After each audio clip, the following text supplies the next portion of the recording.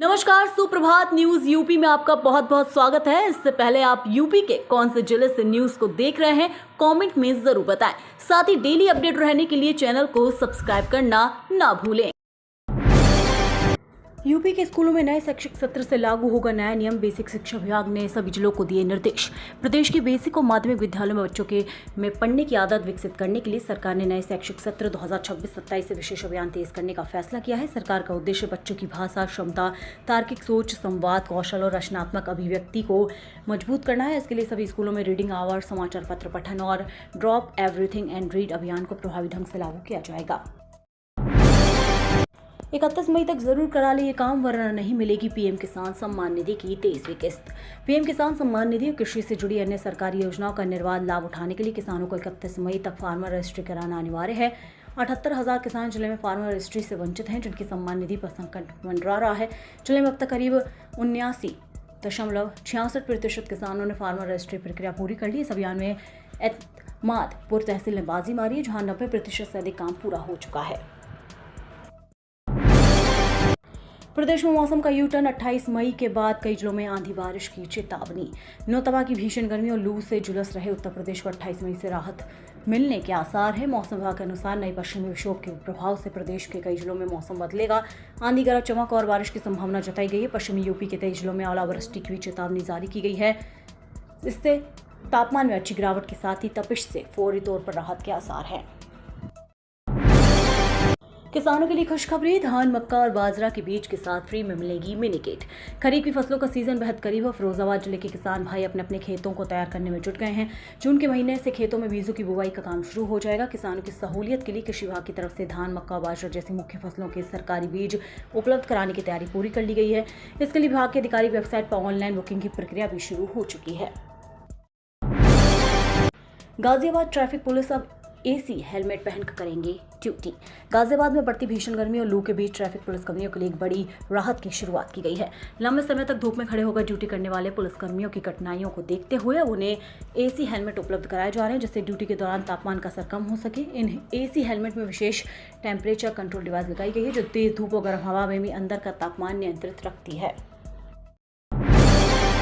UP में विधानसभा के बाद होंगे पंचायत चुनाव। प्रधानों के प्रशासक बनने से भाजपा उत्तर प्रदेश में विधानसभा चुनाव से पहले ग्रामीण और स्थानीय स्तर की राजनीति में एक बेहद दिलचस्प मोड़ आ चुका है। ग्राम प्रधानों को पंचायत चुनाव तक प्रशासक बनाने का आदेश जारी कर दिया गया है। मंगलवार को सभी प्रधानों का कार्यकाल पूरा होगा और वे प्रशासक बन जाएंगे। प्रदेश में ऐसा पहली बार हो रहा है। प्रधानों को प्रशासक बनाने से तय हो गया है कि विधानसभा के बाद ही पंचायत चुनाव कराए जाएंगे। ऐसे में सभी दल राहत महसूस कर रहे हैं। यूपी में सपा सरकार बनते ही केंद्र की भाजपा सरकार गिर जाएगी। समाजवादी पार्टी प्रमुख अखिलेश यादव ने बड़ा दावा किया है। उन्होंने कहा कि उत्तर प्रदेश में समाजवादी पार्टी की सरकार बनते ही केंद्र की भाजपा सरकार भी गिर जाएगी। अखिलेश ने कहा कि भाजपा सरकार फेक एनकाउंटर की तरह फेक अर्थव्यवस्था का भी प्रचार कर रही है। डॉलर जितना ऊपर जाएगा, चाय उतनी महंगी होती जाएगी और इसका सीधा असर आम जनता पर पड़ रहा है। महंगाई के विरोध में सपा कार्यकर्ताओं का अनोखा प्रदर्शन। बरेली में समाजवादी युव जनसभा के कार्यकर्ताओं ने मंगलवार को पेट्रोल, डीजल और रसोई गैस की बढ़ती कीमतों के खिलाफ अनोखा प्रदर्शन किया। सपा कार्यकर्ताओं ने पटेल चौक स्थित लोहिया विहार कार्यालय से कलेक्ट्रेट तक बैलगाड़ी पर बाइक लाद का जुलूस निकाला। इस दौरान प्रदर्शनकारियों के हाथों में एलपीजी सिलेंडर, स्मार्ट मीटर और तवा भी नजर आए।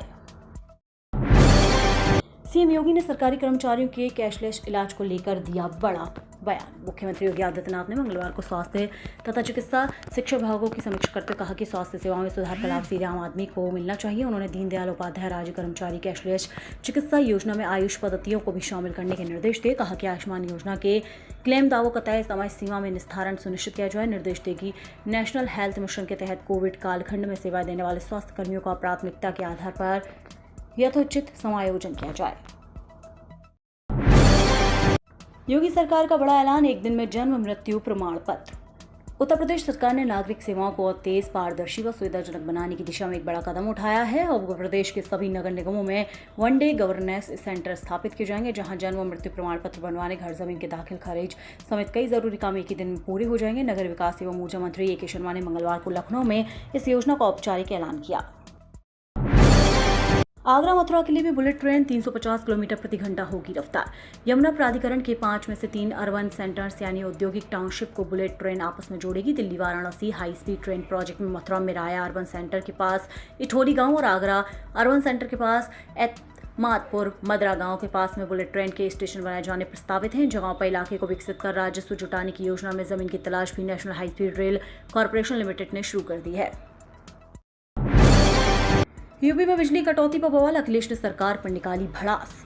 उत्तर प्रदेश में बिजली कटौती की समस्या पर राजनीतिक माहौल गर्मा गया है। समाजवादी पार्टी के मुखिया अखिलेश यादव बिजली कटौती के मुद्दे पर लगातार सरकार पर निशाना साध रहे हैं। अब मुख्यमंत्री योगी आदित्यनाथ ने समाजवादी पार्टी के राष्ट्रीय अध्यक्ष अखिलेश यादव को करारा जवाब दिया है।